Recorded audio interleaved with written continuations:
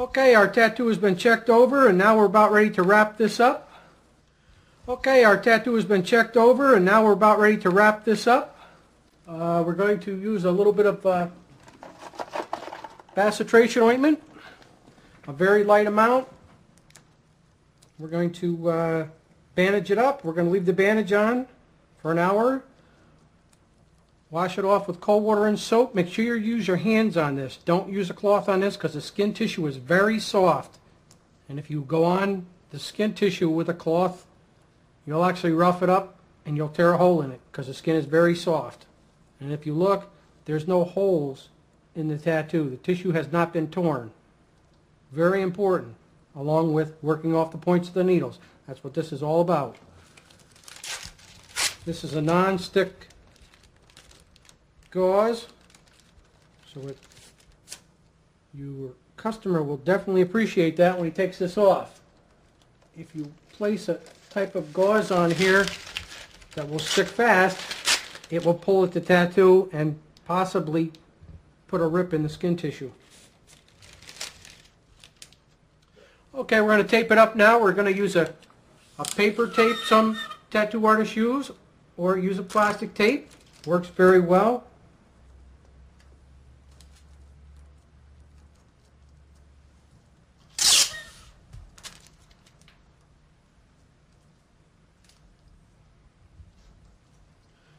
So you're going to take the bandage off in an hour. You're going to wash this with cold water and soap. Put a very light amount of bacitration. Be very careful how much you put on, because if you apply too much on, it does make the tattoo mucky and gooey. After you've done that process, pat it dry, put the bacitration on, cover this in regular plastic saran wrap, change it twice a day for 3 days. It is okay to leave the plastic off, providing you don't have pants rubbing on it. If you're sitting in your home, let it air. The air is good for it. Still, make sure it has the bacitration on it. After 3 days, stop using it. Apply a little bit of cocoa butter, aloe vera lotion, anything of that nature. Any kind of moisturizer works very well.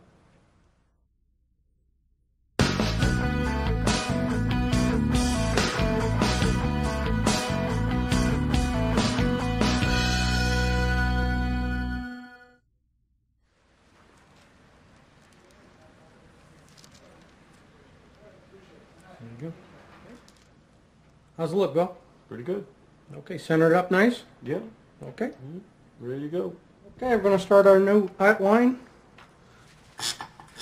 Remember, at the bottom,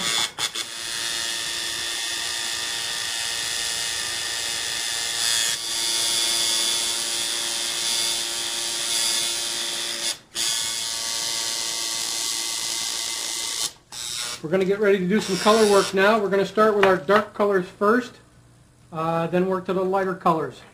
It's much better that way. Your colors stay brighter, because if you put a dark color on after you put your light colors on, they mesh in together and they distort the coloration. We have our colors already set out, and we're going to start off with our Venetian brown. This is in the Voodoo brand colors. A little bit of Vaseline helps keep the ink concentrated up here again.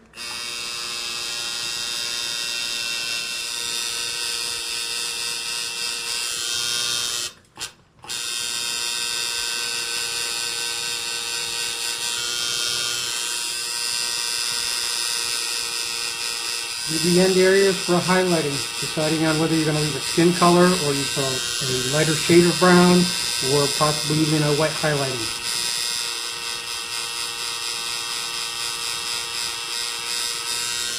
We're going to rinse out. We've been rinsing out in an ultrasonic cleaner with water in a cup. This cleans out the color, so you don't get what they call a flushback in tattooing, which will be a mixture of a brown and your next color, which would give you a distorted looking color into the skin. As you see, we're not picking up anything. Make sure that you do shake your bottles before you open them and pour them into the cap, because they do separate just a little bit, and that little bit could make a difference in the consistency that you're going to put into the skin.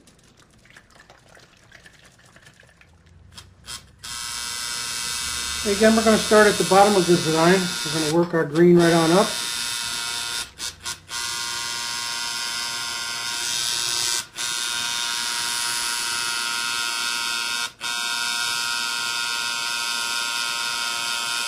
Remember, small circular motion. Small spaces.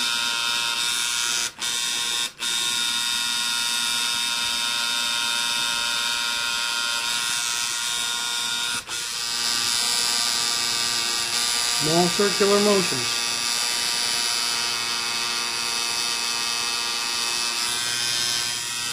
This type of work here is a little tougher to do sometimes if you've got the wrong type of machine set up as far as a shader or a liner. This is being done with a 7-needle outliner and a 4-needle flat shader. Again, because the 4-needle flat shader does allow you to put a lot of ink in, but still get inside the tight areas. Sometimes with a bigger needle, you can't get inside and get things nice and tight. See how tight you can get in with that 4-needle shader, but it still packs the color.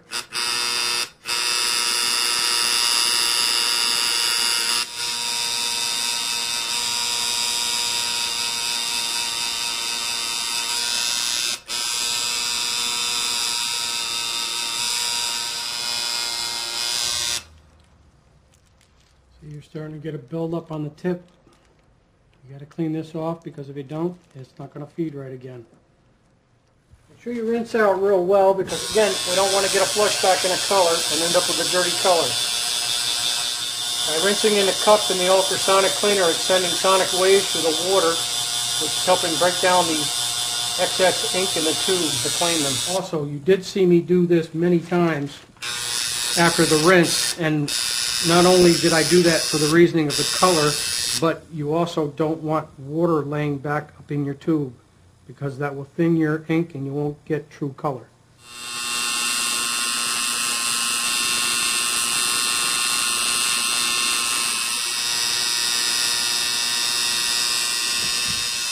Nice and easy with that orange. Take it and shade it out, because you're actually going to come in there and you're going to work some nice bright yellow into it.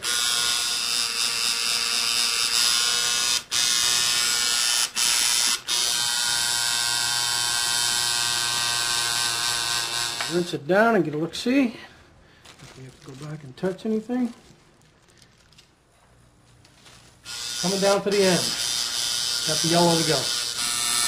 Be sure not to overwork the yellow. It's always a funny color. It looks like it's not in, but believe me, if you work it twice and you work it thorough, it's in. Guys make very big mistakes. They overwork yellow, and by overworking it, you actually do more damage than good.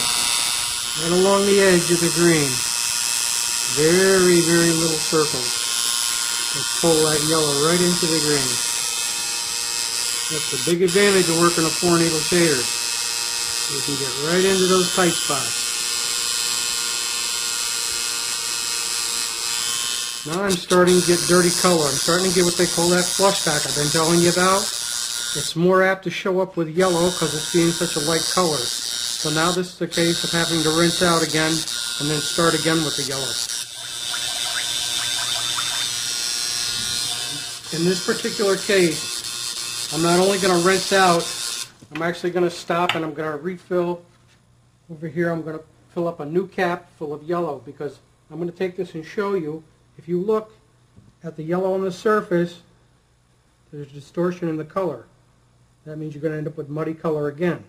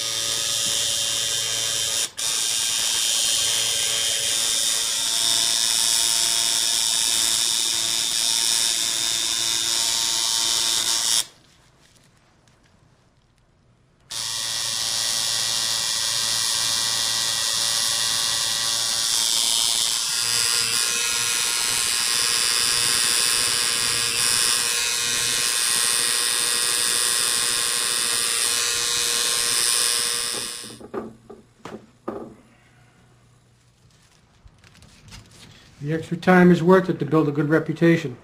People respect you and will come back to you for that, believe me. So you're going to take the bandage off in about an hour, wash it off with cold water and soap, make sure you use your hands on it, pat it dry, put a very light coat of bacitration on it, cover it up in regular plastic saran wrap, change it twice a day for 3 days, no longer than 3 days. Do not over apply the bacitration. If you do, you'll make it mucky and gooey. Very good. Okay? All right, thank you, sir. Thank you very much.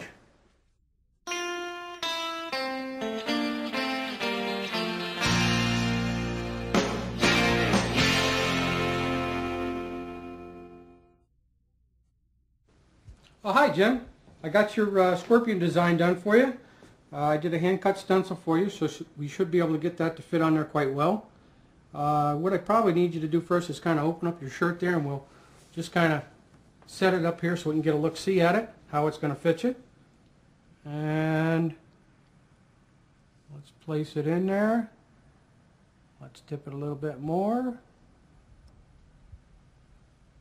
And that's perfect. Looks good. We've got a winner right there. Right now I'm going to place some stencil powder on here and I'm going to rub it off, and then I'm going to tap off the excess. And after doing a setup with the machines and prepping Jim's skin, I'm going to apply some Vaseline to the skin area, which will make the stencil powder stick to the skin, and that's what I'll be tattooing from. These stencils that you make for people are single use. They're not made to reuse.